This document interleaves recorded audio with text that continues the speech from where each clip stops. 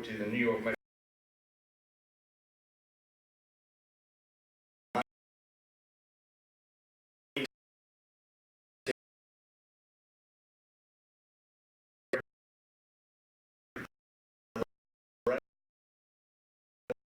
Connection.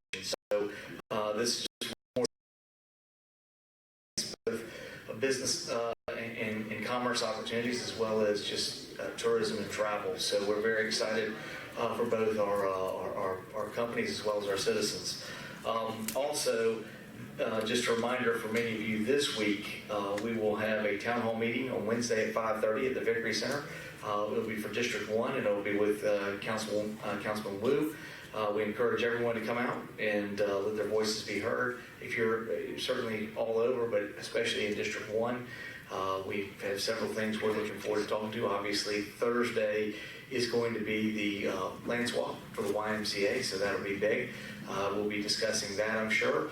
But also, really, again, one way or the other, what we've got to do some things about Langley. We have some things in the works right now that we're working with the school board to take care of. And so we're moving forward on those. But we also will be looking for opportunities to build upon that and enhance other ways we can figure out ways to stop traffic. Thank you. Thank you. So we do have our new. Thanks to Allie, we now are not having plastic anymore.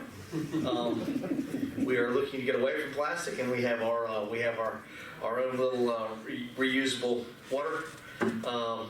So all of our employees are going to be issued their own water. So we will be able to you'll be able to do that. We're trying to certainly cut down and reduce and eventually eliminate plastic here in City Hall. So we are moving forward. They have the new logo on them, and we are hoping that all of our employees will use them, and we can begin to reduce water. So the mayor has his, and it did not get down here this morning, but I'm glad they brought it in now, so I can get some water and show you what we've got going on. So we're trying to make all sorts of ways that we can recycle, reuse, and reduce our waste here at City Hall. We're making an effort to do that. That's certainly one of the things that the transition team talked to us about. So we're trying to do that.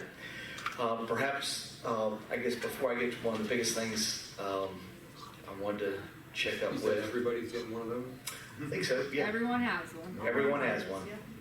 So we are in the process. I know we were trying to get them out to everybody on Friday. Allie was working hard to do that. So again, we are trying to have just water dispensers, and everybody have their own reusable water bottle. And so we will hoping to cut down on plastic usage in City Hall and all city services, city offices.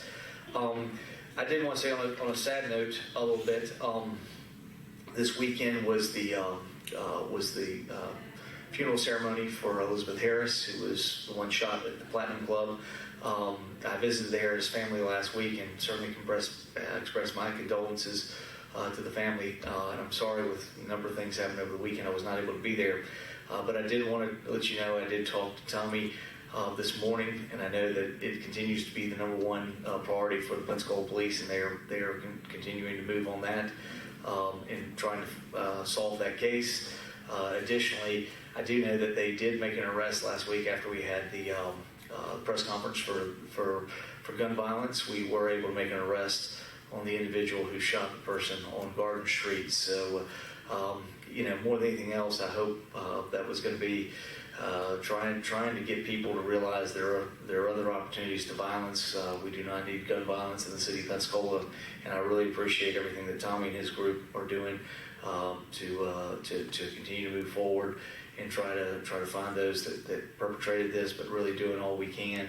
And I really appreciate Commissioner May coming over here with the victims' families and just sharing a moment on Wednesday. So I certainly appreciate that. Perhaps the biggest news of this week, what we'll be doing is today releasing the results of the employee engagement survey. We had that released to the department heads on Friday, and we will be releasing that now today with the press conference here. When you leaving here, you'll be able to. We'll be sending you a report that will also have a link to all the a press release, but it will have a link back to our website that has all the information. And if you want to be able to get it, it will be on our website. I don't have the link at this moment sitting in front of me, but I know it'll be in the press information sent back out. And for citizens, it'll be on our regular website. We'll probably have some kind of on the human resources page. Human resources page. So it'll be on the human resources page for you to see it. It was exciting. We had 76% of the people, our employees, participate. So that was a very large number. We beat what our goal was, so we were excited about that.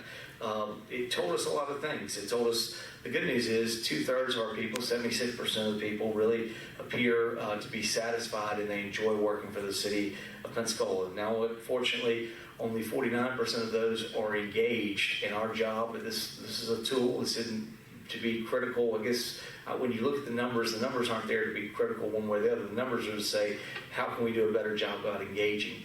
So we have 2/3 of our employees that are satisfied, but they're not all necessarily engaged.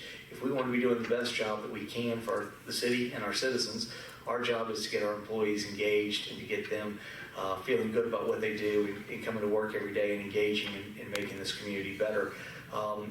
We know we have some challenges. One of the biggest, obviously, is compensation. We've heard that. Every one of the surveys says, hey, compensation is always a part of it, so it's a little bit adjusted. But even on that, we were fairly low on compensation. We realize that. We're already making moves with the budget that will be released very shortly to some things we're doing for compensation. So we'll be looking to present that as we move forward. But there are other things in there that clearly say that we can do a better job of motivating and engaging our employees. And that's really the opportunity as managers that we talked about the other day. This necessarily isn't saying bad or good. It's just simply saying this is where we are, and here are the things that we actually can make a difference in, and pointing us to things that we can do better in how we manage our employees and what we do, and how we can make a difference in getting them engaged. So, from that, I think we'll be evaluating steps as we move forward, and we'll continue to be moving forward in how we can utilize that with each one of those departments. It was really good to have Dr. Riley here on Friday. He presented to the managers, several things about, hey, here are some things that you can do, and here are things that that are going to be important to getting engagement out of your employees. So I thought it was a very good day, and enjoyed being a part of that. That's kind of it for the things we wanted to talk about. I guess now I'll turn it over to you and see what are some of the things y'all want to talk about. Florida Tax Watch. Yes. Account for the list of turkeys, the surveying safety corridor for $1.5 million, Project Titan for $1.5 million, and VWF cybersecurity for $600,000. Your response? I realize I think all these things are vitally important. What's there? We certainly know what we've been doing with Project Titan and what that means to us. I hate this issue, turkey. I will remind everybody at Tax Watch that all of that money does come from certain areas. So the fact that you have local projects coming back, it's only natural in the sense of local projects. I think all these projects are vitally important. Project Titan is tremendously important for us and what we're going to see for our economic opportunities and what's happening in this community. I think Cervantes West Corridor speaks for itself. This is for them to call that a turkey. They obviously haven't been here. They don't know what's going on. And that's one of the things I want to be careful about saying on anything related to Tax Watch. They don't know Pensacola. They just see something there in Tallahassee. They see something on a budget. But the idea is all these projects, whether they're coming here to Escambia County or going to someone else's community, they're necessary for that community. And I would tell you, if you think West Cervantes is a turkey, then you need to come here and see what's going on. You need to go meet with families who've dealt with tragedy and see what they've gone through. If you think ST and Project Titan's a turkey, like I said, come sit out with me at shift change at 6:30 at the airport, and we'll go talk to some of those employees that have the opportunity to see economic opportunity in this community and get workforce training. These are things I think that are critical in any community, and I think I hate when people do that stuff because they don't really understand how it impacts people. They're just looking at it from a standpoint of somebody in Tallahassee who hadn't gotten out there and seen everywhere else what's going on in local projects. UWF cybersecurity, again, workforce training in an area that's critical for us to do. I mean, if we're gonna make Florida better and we're gonna be at the cutting edge, we've got to give ourselves those kind of tools and our citizens in making sure we're investing in our workplace. So, I mean, I think it's unfortunate. They don't know anything about Pensacola. They don't know anything about Escambia County. It's unfortunate that they simply identify local projects without really understanding what the impact is going to be to the citizens who live here. Yes? And in regards to the gun violence we're seeing in the city and then surrounding areas, do you think it will have an impact on people wanting to come here to visit? I mean, there are challenges everywhere. For our standpoint, we wanted to get out in front of something and say that's just not what we see here typically in this community. And it's my hope that it will reach some of those individuals. I think certainly the Harris family and in my discussions with them, I mean, they certainly don't want this happening to anybody else in their community, or anywhere in the city of Pensacola or Escambia County. So, again, I think from that standpoint, it's regrettable whenever this happens, and I think it's just one of those things we have to stay on top of all the time. But overall, I think, hopefully we'll see this as an isolated spat of problems, and we've tried to address it and get out there in front of it. That's why I really appreciate Commissioner May and the willingness to bring forward some of those families to come forward and express the challenges that what happens. I mean, every one of those people that was killed, unfortunately, is somebody's sister, is somebody's daughter, son, could be a father, mother.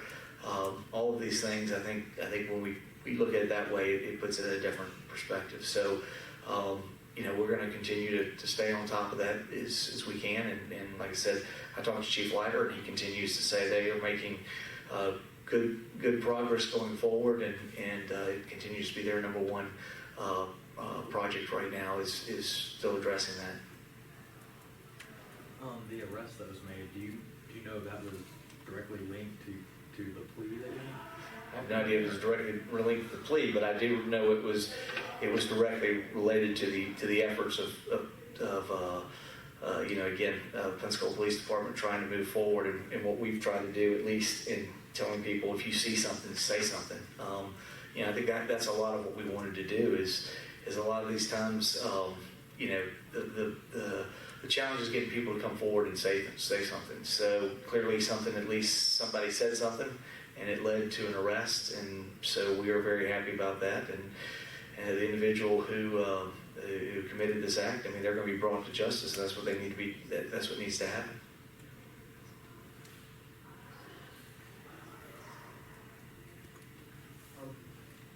The issue coming up before City Council this week is going to be the YMCA land exchange.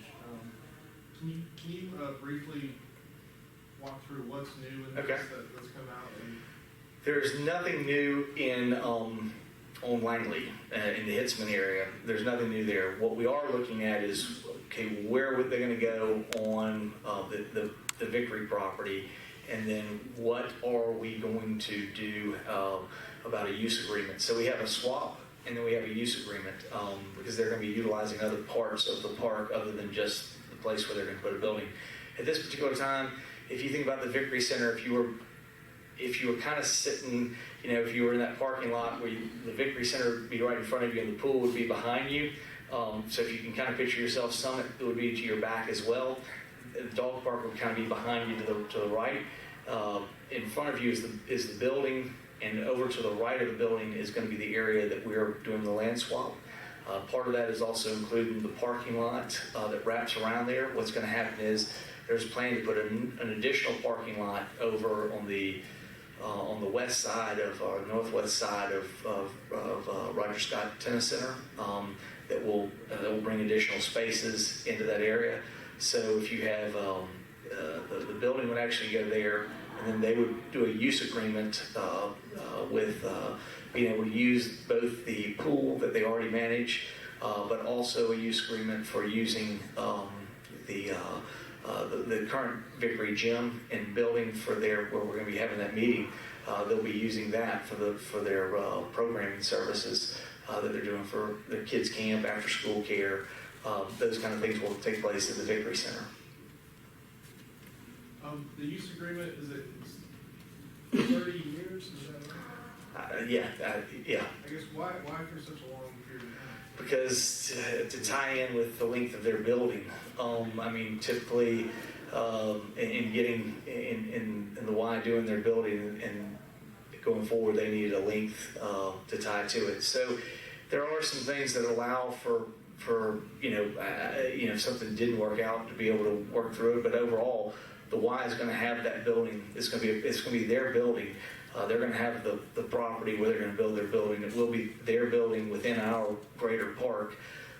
So again, the idea is trying to give them at the same amount of time that we'd anticipate the 30-year life of a building to have the same corresponding time at the to operate the Victory Center.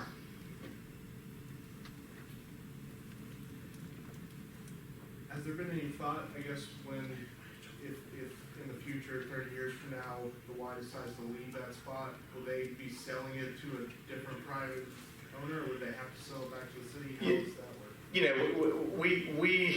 We would engage. I believe we've got the opportunity to come back and purchase it if they want to be out of it. So I mean, I think that certainly is envisioned in the plan. It's kind of a strange situation like that. I mean, but if they decide they don't want to do it there, the city could do that.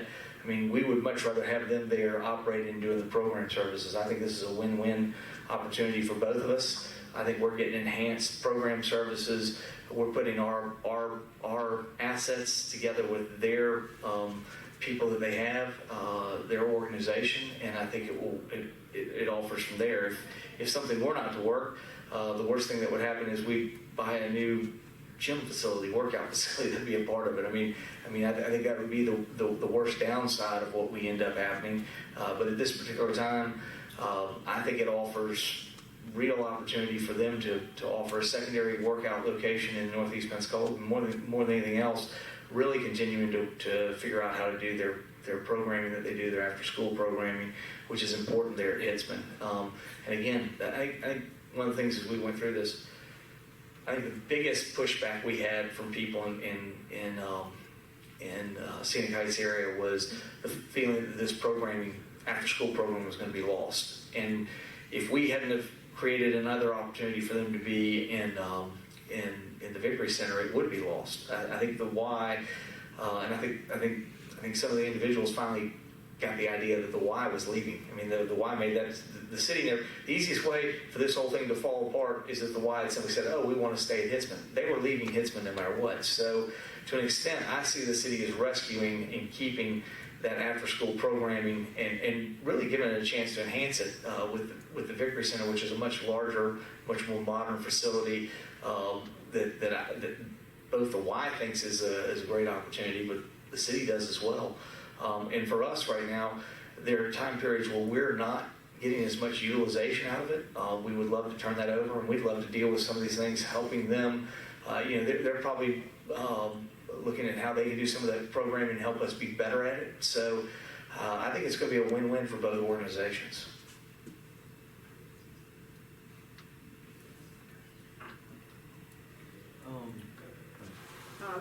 If we were wrapping up, I was going to tell them to remind everyone about the next 2 Mondays. Oh, yes, I'll be out of town the next 2 Mondays. I have offered Andy the opportunity to come here and speak, but I don't know that he's necessarily interested in doing that.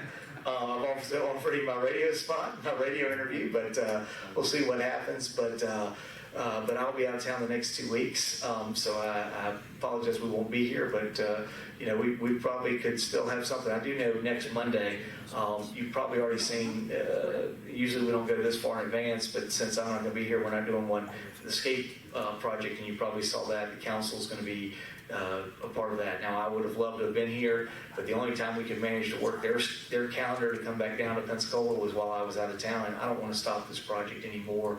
I wanted to keep moving forward. So even though I won't be here next week, I was I said, if that's the only time we can get them down from New York, then we need to do it. And the council's going to be there. I hope they get a chance to see and start moving forward on this, on the two catalytic projects. So, I think that's going to be exciting to see those two catalytic projects come together and see what we're going to do from there. So I think it's important that the council have the opportunity to interact, and I hope they'll take that opportunity. I would love to have been here for the meeting, but we just couldn't work each other's calendars out. Milton is, looks like they're gonna, Go ahead. Milton looks like they're gonna build a competitive, like a championship kind of disc golf course behind their community center, which they've already got from RPSC. We don't really have one other than Hitzman, which is a very light recreational level one. Is you guys looked at building another disc golf course anywhere in the city? I think we certainly can look at that. I mean, we're always looking for things we can do. A couple problems that we end up having is size. And we have a lot of parks. We just size the park and what we end up may do. So I think that would be a part of the challenge that we'd have to look at. But we'll look. I mean, I know with my understanding is with this Hitzman deal, we're going to make improvements to the disc golf. Some slight ones, yes. Yeah.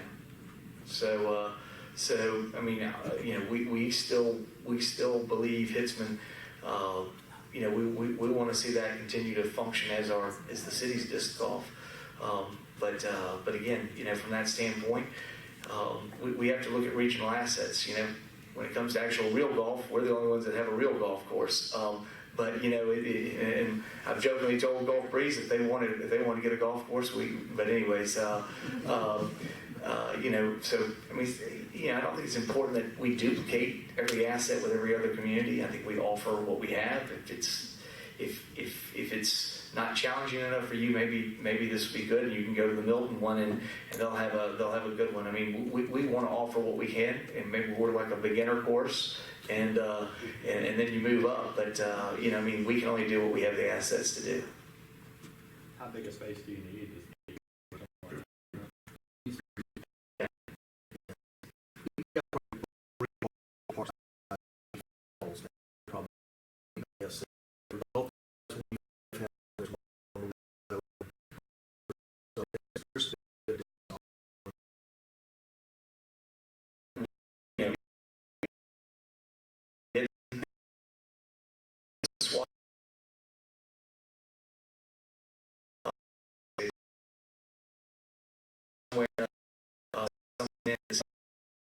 These find some way to give some kind of a, that's one of the things I think was very important to the citizens that came here.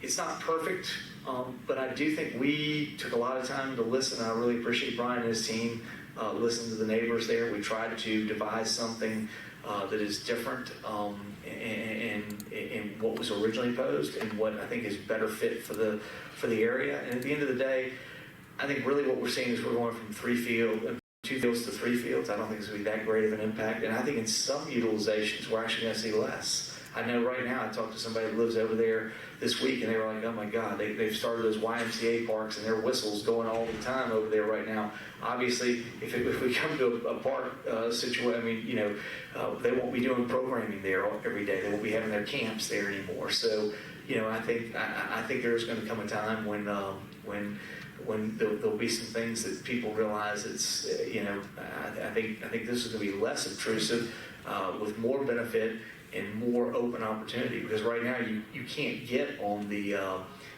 field. It's private property and the Y stuff. Now it'll be part of public park. So, again, we think overall this is going to be better access and I think better opportunity, and I think better improvements that we'll make to Langley as we move forward.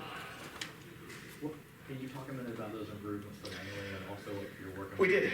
We met with them. We are moving the school zone, and we're going to do some things with the school zone related to Langley. I see Derek here. We also talked about looking at trying to do some type of perhaps a smaller roundabout version at Leesway in Langley,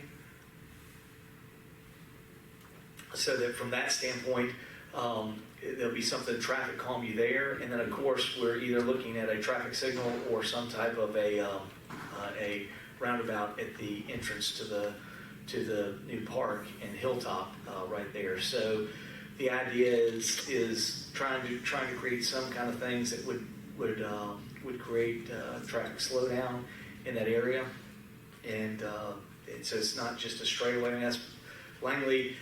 The challenge is I explained it. Everybody said, "Well, everybody goes to Langley." I said, "Well, that's the way the subdivision was. If you look at the way it was designed, I mean, it's designed so that all the other small roads, you either go north to Creighton or you come to Langley. Then from Langley, you either go east or west. You either go to Scenic or you go to Ninth.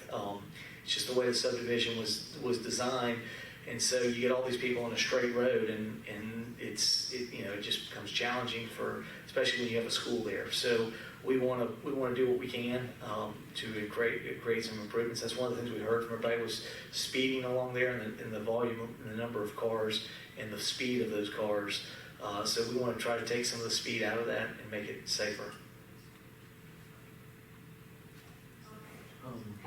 Last week there was a forum regarding the climate change task force or climate mitigation task force report with a couple of members from the task force. And I was just hoping to get you to clarify where that is now. And also they were, their big thing was you got to do this greenhouse gas inventory.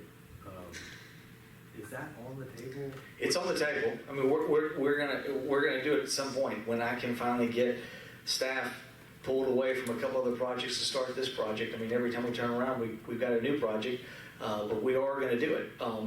We wanted to go through this employee engagement survey. We wanted to get our values and our other things set up.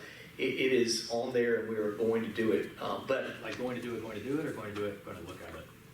Going to do it. We said we were going to do these things. So I told you, I said, if you want them all done tomorrow, they're not going to all be done tomorrow, but they are going to get done. I do expect us to do that. I mean, we are continuing to try to make headway on environmental things right now. I mean, we're trying to deal with eliminating plastics out of here. We've removed styrofoam, so we're trying to do a lot of those things already that we can make a smaller difference. We're looking at energy efficiency within this building and all city buildings. Even discussing, do we put solar on some of our buildings? Do our field out there at Public Works? I mean, is that I don't know if it's conducive, but somebody told me we might could power a lot of city's usage off putting solar panels out there. So we're looking at these things, but they're not going to get done tomorrow. I mean, Jeremy, I can promise you we're going to do them, but we're not going to do them tomorrow. We can't do everything tomorrow. I got to get a couple other things moving. As soon as we get that done, we are going to get there. I told them that when it was brought forward. I mean, is that a blanket statement? You're going to do it as in like you're going to shoot for that 2040, renewable energy goal, or you're going to do them? You're going to look at putting solar panels in some buildings. What we're going to look at is, I mean, I think I was never a big fan of the 2040 period because it's. I mean, let's face it. I mean, I could do nothing in 8 years and go, hey, we're still shooting for 2040. So I don't think it becomes accountable to what we're doing. I think we need to do something that we can realistically do over 8 years, and we need to set a goal and do that. And I'm not opposed to taking some longer term goal and saying this is what we're going to shoot for, but I want to know what we can do in the next 8 years, and we're trying to do that already. But it's got to be in concert with all the other things we're doing at the same time.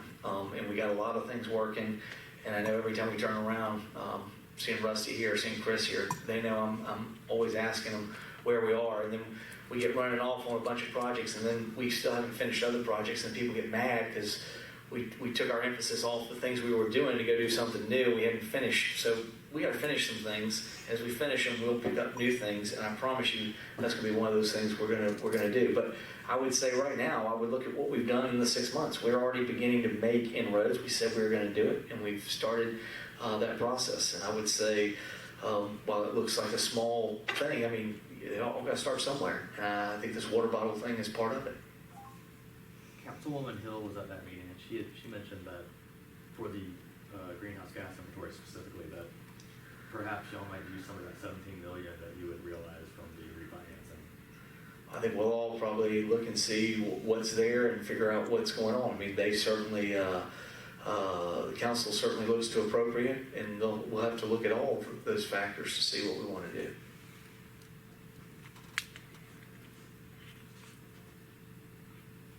You keep mentioning the plastics. Can you talk a little bit about, I mean, if an employee brings plastic bottles to work, you know, you guys are not buying plastic bottles, you know. We're not going to fire anybody. We're not going to say you can't come in here with that plastic bottle. But what we hope to do is we hope to change behavior. I mean, again, one plastic bottle is not something, but if you change behavior over time, what you can make is a significant difference. So I think what we're trying to change is behaviors. And along those lines, that's where we're moving. The more we can get people to think about reduce and conserve, the better we'll be. So I think we're not going to cure and save the earth tomorrow, but if we take little steps, we're going to do it in the future. We're going to make a much better world. I mean, we've been doing that. Look at all the stuff we've done for Restore. Think about the progress we've made in water quality in this community. Those started somewhere. I mean, we're now seeing the benefits of it, but if we hadn't started taking small measures long ago, we wouldn't be where we are. I think we just got to keep improving every day. Yes? And Mayor, one thing you may want to mention is our LED light replacement program that we're aggressively moving forward with. I know when we met with DOT, we talked about getting on that. Yes, trying to move over as many of our street lights over to LED and curtailing our electrical usage. And I have yet to sit down with Gulf Power specifically on that issue, but I know preliminarily, Marlene, when we were sort of introducing her, we had the opportunity to sit down with her. I talked to her and I said, I know one of the things Next Era brings is you're kind of a more of a leader in looking at alternative sources of energy, and eventually we would love to talk to your people and see what we could do. So I've yet to sit down with her specifically and do that, but I mean that is part of my long term what I'd like to do. Right now I'm trying to take on as few things as possible so I can get out of town Friday, but